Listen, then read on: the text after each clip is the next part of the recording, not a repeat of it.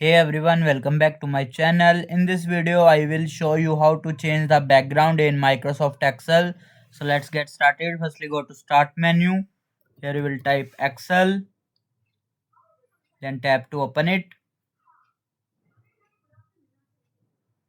Now you will see the white cells in the Excel sheet.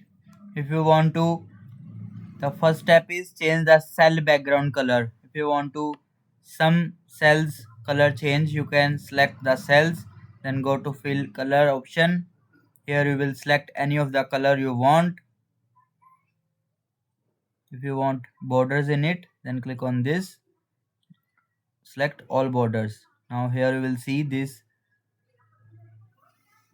Step 2, change the entire sheet background color. To color the whole sheet, click the small triangle at the top left corner of the sheet to select everything.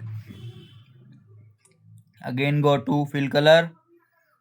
Here you will select any of the color. Again select borders. That's it. Step 3, add a background image in Excel. For this, you can remove the fill color. Select entire sheet, then click on fill color. Here you will see no fill. Click on it.